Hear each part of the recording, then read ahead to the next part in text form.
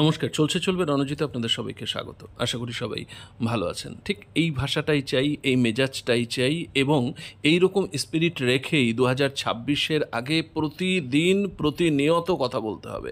আজকে আমি যার বক্তব্য শোনাবো এবিপি আনন্দতে হয়তো অনেকেই চোখ রেখেছেন এবং তার বক্তব্যটাও শুনেছেন। আমি আলাদা করে আপনাদের এটা শোনাচ্ছি এই কারণে, যে শরীরী ভাষা দরকার বামেদের এই সময় দাঁড়িয়ে একেবারে প্রথম সারিতে, এবং কৌস্তব সেটা করে আসছে দীর্ঘদিন ধরে।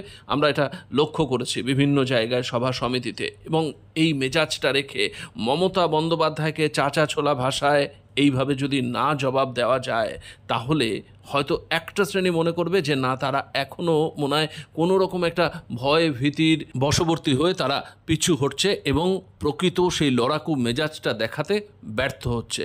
এটাই যে ভাষায় কথা বললেন এই কৌস্তব চ্যাটার্জি, এটাই একেবারে প্রত্যন্ত জায়গায় ছড়িয়ে দিতে হবে। প্রত্যেকটা কর্মীর মধ্যে এই অ্যাগ্রেশনটা আনতে হবে। 2026-এর আগে প্রচুর লড়াই সংগ্রামের মধ্য দিয়ে এগোতে হবে এবং প্রত্যেকটা জায়গায় এটা বোঝাতে হবে যে ময়দানে তারাও আছে এবং একেবারে সমানে সমানে যুঝবে, চোখে চোখ রেখে কথা বলবে। একটু শুনুন বক্তব্য, তারপরে দু চার কথা বলা যাবে। যেহেতু অনুব্রত মণ্ডলের কথা এত হচ্ছে, অনুব্রত মণ্ডল সেই যে তথাকথিত ক্ষমা চাওয়ার ভিডিও, তাতে বলেছিলেন যে পুলিশের সঙ্গে তার কীরকম সম্পর্ক, পুলিশকে তিনি কত সাহায্য করেন। আমার প্রথম দুটো বাক্য নিয়ে সেদিনও প্রবল আপত্তি এবং প্রশ্ন ছিল যে পুলিশকে তিনি সাহায্য করলেন তার বিনিময়ে সেই পুলিশ কী দিল। আমি বলছি, পুলিশকে রাজনীতিবিদদের সাহায্যের জন্য বেঁচে থাকতে হয় নাকি?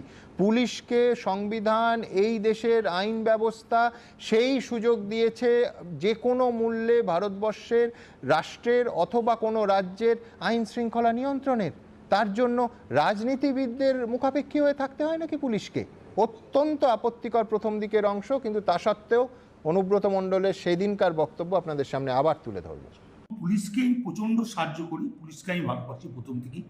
পুলিশ বিপদে পড়লে পুলিশের পাশে আমি দাঁড়াই। পুলিশকে গাল দেওয়ার কথা আমি কোনদিন ভাবতেই পারি না। পুলিশকে গাল কেউ যদি দেয় আমি তাকে অপমান করি, এটা আমার বরাবরকার স্বভাব। এবং পুলিশের যখনই যে কোনো এসপি হোক, এসডিপিও হোক, অ্যাডিশনাল এসপি হোক, যারা আমাকে যখনই যা বলেছে যে এটা দেখে দিন, আমি দেখে দিয়েছি। পুলিশের পাশে সবসময় লোক দিয়ে যেমন করে হোক আমি তার কোনো ঝগড়াঝাটি করতে দিই না, ঘাবড়াবেন না। অনুব্রতর কথা শুনে ঘাবড়ে যাচ্ছেন? পুলিশের কাজ অনুব্রত করছে, মানে ঝগড়াঝাটি অনুব্রত সামলাবে। পুলিশরা এসডিপিও, এসপি টেসপি কি বললেন, তাদের যদি কোনো রকম সমস্যা হয় কোনো মব সামলাতে, তাহলে অনুব্রতকে বললে তিনি সাহায্য করেন। এবং গালাগালি, ছি ছি ছি ছি ছি, এইরকম তার বিরুদ্ধে কেউ অভিযোগ করতে পারে? সে বোমমারা ছাড়া বা দু একটা মা বা বউকে তুলে খিস্তি ছাড়া কি দিয়েছে বলুন? হ্যাঁ, তো এ তো বলবে ও কোনো সময় এগুলো ভীষণভাবে ও অপছন্দ করে। কেউ যদি খিস্তি না দেয় পুলিশকে বা কিছু, তা মানে ও কোনো সময় খিস্তি ছাড়া কথা বলবে না। এইটাই এর অসভ্যতা। এইগুলো তো করছে শান্তিপূর্ণভাবে। আসুন, মাথাটা খারাপ না করে কৌস্তবের একটু বক্তব্যটা শুনুন, শরীর ঠিক থাকবে। আমি এখান থেকে পরবর্তী বক্তার কাছে যাব, কিন্তু আবার আমার প্রশ্ন থাকবে যে পুলিশকে অনুব্রত মণ্ডল এত সাহায্য করেছেন, বিনিময়ে সেই পুলিশ তিনিও আবার কিছু দেননি, তো এই প্রশ্ন তো থাকবেই। কৌস্তব কি বলে? মমতা ব্যানার্জি কথা বলেছিলেন যে অনুব্রতকে বাঁচাতে আমি শেষ অবধি যাব। কি করেছে কেষ্ট? সুমন দা, আজকে যে চিঠি এসছে, ওই চিঠির তলায় ওসি বীরভূম নাকি লেখা আছে, ওটার নাম ওসি বীরভূম, নাম মমতা ব্যানার্জি। মমতা ব্যানার্জি এ কাজ করিয়েছেন, চিঠি পাঠিয়েছে এবিপি আনন্দকে। এটা শুধু আজকে না, যেদিনে ঘটনা ঘটেছে তার পরের দিন 3 জন ইউটিউবারকে, 5 জন ফেসবুক যারা এই অডিও দিয়েছিল তাদেরকে ডিসি র্যাঙ্কের পুলিশ অফিসাররা, আমি আগের দিন ঘন্টাখানেকে বলেছিলাম, তারা ফোন করে বলেছিল আপনারা ইমিডিয়েট উইথড্র করুন, নাহলে আপনাদের বিরুদ্ধে ব্যবস্থা নেব। এ গলা অনুব্রত মণ্ডলের নয়, এটা এআই দিয়ে করা হয়েছে। এবং এমনকি অনুব্রত মণ্ডল নিজেও আনন্দবাজার.com-কে বলেছিল এটা আমার গলা না, এটা এআই দিয়ে করা হয়েছে। শুধু তাই না কৌস্তব, ভয়ঙ্কর তার কারণ হচ্ছে তারপর দেখা গেল অনুব্রত ঘনিষ্ঠ এবং তার হয়তো আইনজীবীরা তারা এই একই কথা বলতে শুরু করলেন দুদিন পর। একদম একদম। আসলে সুমন দা, আসলে কি জানো তো, আসলে হচ্ছে অনেকটা কুশিক্ষা, আমি অশিক্ষা বলবো না, অনেক মানুষ শিক্ষা পায় না আজকে সমাজে।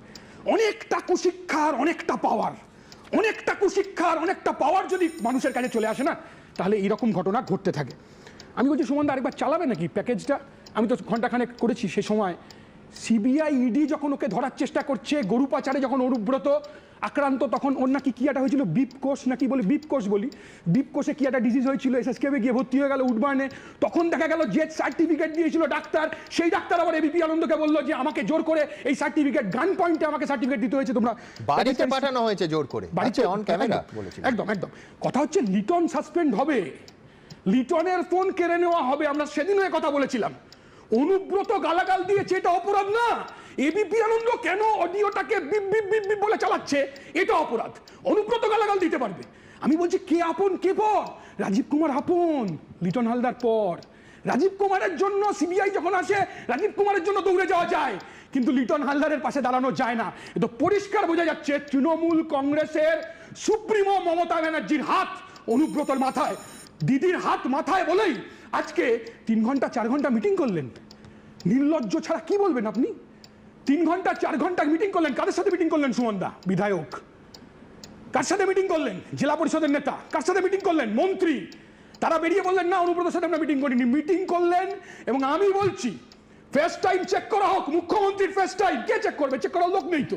পুলিশ তো দলদাস। পুলিশের কাজ হচ্ছে খালি পদ হয়ে মমতা ব্যানার্জির বাড়িতে খিচুড়ি বিতরণ করা, এইটাই হচ্ছে পুলিশের কাজ হচ্ছে। জবে থেকে সুমনদা কালীঘাট থানায় পুলিশ ফাইল মাথায় দিয়ে লুকিয়ে পড়েছিল না, ফাইল মাথায় দিয়ে লুকিয়ে পড়েছিল তৃণমূলের দুষ্কৃতীরাজের বিরুদ্ধে, তবে থেকে পশ্চিমবাংলার এই অবস্থা। শুধু কালীঘাট নয়, আলিপুরটা। আলিপুর। আমি বলছি সুমনদা একটা কথা বলবো, নন্দীগ্রামে ঘটনা ঘটেছিল আমরা জানি। আমাদের রাজ্যের তৎকালীন মুখ্যমন্ত্রী বলেছিল ট্রিগার হ্যাপি সরকার নয়। সেই সময় প্রচার হয়েছিল যে তালপাটির খাল নাকি রক্তে ভেসে গেছে, বাচ্চারা মারা গেছে, খুন হয়ে গেছে, মহিলাদের কৃষক কেটে নেওয়া হয়েছে, ব্যাপক প্রচার হয়েছে। এবিপি আনন্দ তো দেখিয়েছিল। বুদ্ধদেব ভট্টাচার্যের চিঠি এসেছিল নাকি কোনোদিন এবিপি আনন্দে?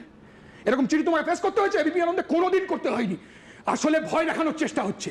সুমন থেকে যদি চিঠি, ও গালাগাল দেবে মামাসি তুলে, ও বিপ বিপ বিপ বিপ চালাবে, ও হচ্ছে কেসিনাট পড়াবে, কেসিপালের ছাতা পড়াবে, ও কেসি কেসি কেসি বলে গালাগাল দেবে, আর তুমি যদি সেটা সম্প্রচার করো, তুমি যদি বলো এটা অন্যায়, তাহলে তোমাকে চিঠি পাঠাতে হবে। গোটাটা করছেন মমতা ব্যানার্জি। আমি বলছি, দায়িত্ব নিয়ে বলছি, গোটাটা মমতা ব্যানার্জি করছেন। মমতা ব্যানার্জির নির্দেশে, মমতা ব্যানার্জির নেতৃত্বে টেরার, ভয়ের পরিবেশ, পুলিশ দিয়ে সন্ত্রাস করে, এটাকেই বলে ফ্যাসিবাদ, এটাকেই বলে স্বৈরাচারী মনোভাব। যা হচ্ছে, যা অত্যন্ত নিন্দাকর। আমি বলছি লিটনের বিরুদ্ধে ব্যবস্থা হবে। আজকে অরূপদা এখানে বললে না, অরূপদা দলে গিয়ে বলুন, দলের অভ্যন্তরে মিটিংয়ে বলুন, ওনার আজকে দরদ জেগে উঠলো বউয়ের জন্য, মায়ের জন্য। আমি বলছি কান ধরে অনুব্রতকে টেনে নিয়ে আসতে হবে, পিটিয়ে অনুব্রতকে ঠোকাতে হবে গারদে। যারা এই অসভ্যতা করে তাদের তাহলেই তো সুবিচার পাবে, তবেই তো পোয়েটিক জাস্টিস পাবে ওর বউ মা। লজ্জা যায়। আশা করি কৌস্তবের যে বক্তব্য শুনলেন আমার সাথে কেউ ডিফার করবেন না, এবং এই স্পিরিটে যদি বক্তব্য প্রত্যেকটা যুব নেতা এবং একেবারে সামনে দাঁড়িয়ে যদি নেতৃত্ব দেন মবকে, মানে একেবারে গ্রামের প্রত্যন্ত অঞ্চলে, তাহলে আমি বোধ করি যে একটা বড় অংশের মানুষ অপেক্ষা করছে এইরকম নেতৃত্বের, এইরকম ভাষা, এইরকম চাচাছোলা আক্রমণে। তাহলে দেখবেন যে পাশা কিন্তু উল্টে যাচ্ছে, এবং 2026 অনেকটা সদর্থক কিছু বার্তা নিয়ে আসবে বলেই রাজনৈতিক মহল মনে করছে, আমরাও মনে করছি। ধন্যবাদ, ভালো থাকবেন।